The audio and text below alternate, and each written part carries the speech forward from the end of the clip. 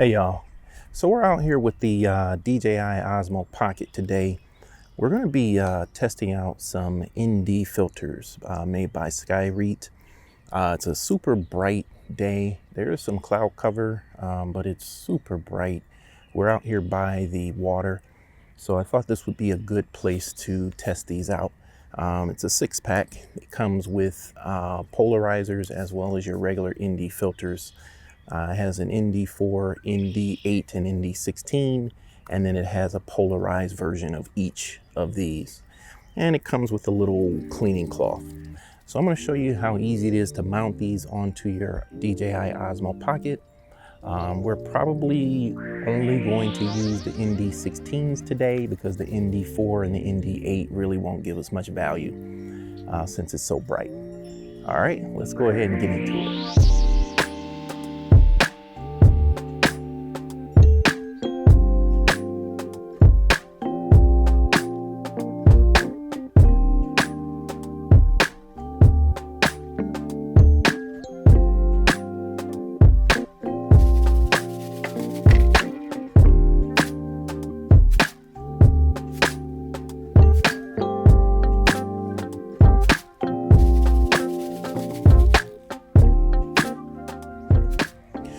Okay, so putting these on your DJI Osmo Pocket is super simple.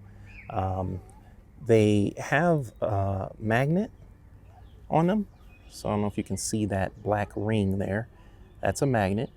So that's going to snap right onto the face of the Osmo Pocket camera. And I just got my fingerprints all over it. So let me grab the cleaning cloth and clean that real quick. Putting it on is really simple. Just hold the gimbal and carefully snap it on. It's as easy as that. Very simple. And to take it off, you're gonna just remove it like so. And I try to be very careful not to touch the glass at all. I don't think this would scratch it, but you know, just in case, it's best to be safe than sorry, I think. Okay, while we're at it, I'm gonna go ahead and show you the polarized filter here. This is the ND16 that we're gonna be using in a little bit. See the little white notches there? And you can see how you can line those up. That'll get you back at the center. But basically when you turn this clockwise or kind of counterclockwise, you're going to change the intensity of the polarizer.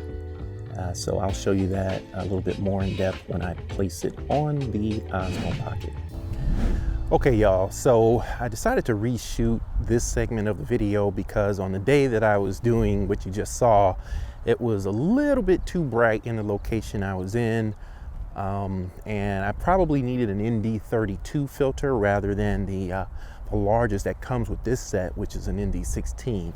That's what's on the Osmo Pocket right now. It's an ND16 filter. Okay, so I just want to give you an idea of what that looks like. And it's probably better that I'm moving as well. And let me just double check our exposure. So let me give you the settings. We are at 4K, 30 frames per second. ISO is at 100. And our shutter speed is at 1/60th of a second. And that's what's important here, the shutter speed. That's the reason you're gonna put an ND filter on any camera when you're shooting video. You want to get your shutter speed to be twice that of the frame rate you're shooting at. We're shooting at 30 frames per second. So our shutter speed is 1/60th. Why do you do that? You do that to get the most natural looking footage. You need motion blur. When we look at things, let's say you look at a fan with your naked eye, that fan is going to be blurred, or a moving car or whatever's moving. It's going to have a little blur. That's natural. When you have a high shutter speed, it's not going to allow for much motion blur. So the video will not look as natural. So that's the reason you do it. Okay, so what I'm going to do now is I'm going to take the ND16 off, and I want you to see what happens here to the exposure. Oops, come on. There we go. So you can see we are clearly blown out here. I think that's +3 exposure. We're clearly blown out at those same settings, which are the ideal settings. Okay, let's put the filter back on. Okay, so you can clearly see how big a difference that makes. Now let me see what happens here. We're against the sun now. Let's see what we're gonna do. I think we're still okay, so let's go ahead and walk the other way. And what I'm gonna do next is we're gonna come over here to that building you saw in the background. Now it has a lot of windows. So that's one of the reasons why I came over here, is because I'm gonna place the polarizer. So this set, like I mentioned before, comes with polarizers as well. Now what the polarizers are going to do for you is they're going to give you a little more contrast, a little deeper saturation in your colors, and they're going to cut down on any reflection and glare, like when you're filming bodies of water or windows on a building, anything that's reflective. So that's why I picked this spot. Okay, so now what you're seeing is 4K at 60 frames per second. I actually changed our frame rate because it's going to give me a little better exposure. Shutter speed now is 1/20th of a second, 1/20th of a second now. So that's double, right? So that's giving us a nice exposure value. ISO is at 100, of course, once again. Okay, so I'm going to go ahead and pan here. Just do a nice little pan. Just like so. And let's come back this way. Make sure you pay attention to the windows there. That's really what I want you to see. All right, now what I'm gonna do is I am going to put the polarizer on now. This is gonna be the ND16 polarizer. Okay, now we have our ND16 polarizer on now. Okay, same settings, 4K 60, 1/20th of a second, 100 ISO. Okay, I'm gonna put up a split frame here right now so you can see the difference between the regular ND16 and the polarizer. Now, the polarizer, you can change the intensity of it by turning the dial. So what I'm gonna do is I'm going to turn the dial to 3 o'clock, 6 o'clock, 9 o'clock, and then back to noon. Noon is center, and that's where it is right now. Okay, so let's go ahead and do a pan. Make sure you're taking note of those windows. Okay, nice little pan here. Now the polarizers aren't as intense as the regular ND filters, I've noticed. All right, we're at 3 o'clock now. So I'll put up a split screen of what we just saw at 12 o'clock and this 3 o'clock. Okay, see if you can see any differences there. All right, now we're going to turn the dial to 6 o'clock.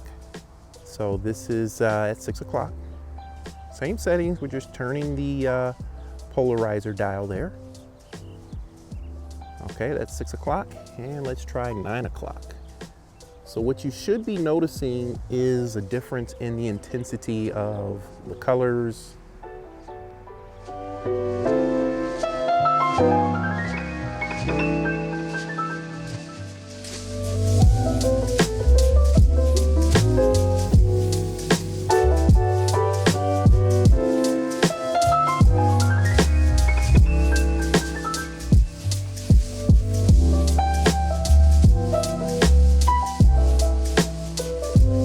Okay, now we're shooting at 4K 24 frames per second, and we have our shutter speed at 1/50th.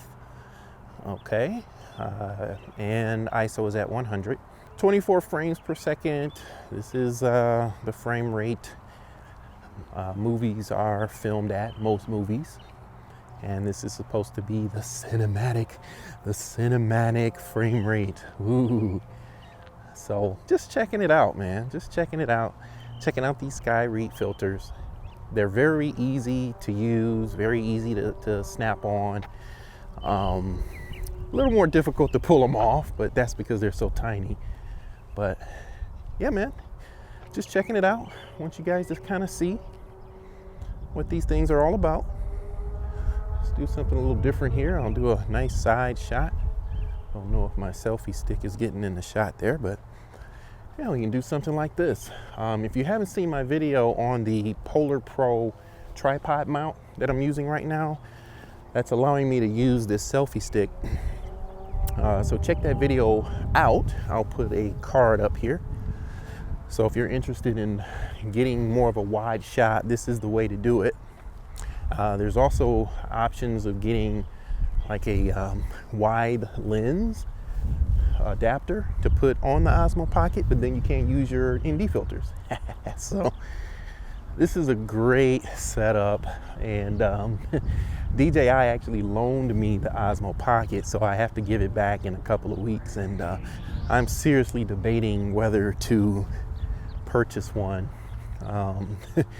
I believe they're going to be releasing an action camera here on the 15th of May, so we'll see. I don't know, this Osmo Pocket has really grown on me. I think it's an amazing device. The video quality is great. I mean, my main camera is the Canon SL2, and it doesn't shoot in 4K. So when I'm comparing my 1080p to the 4K footage, now granted, the DSLR is going to give you a lot better quality. You have a lot better, more options with lenses and stuff like that. But just straight up, that 4K from the Osmo Pocket, well, you see it. It's great. It's really, really great.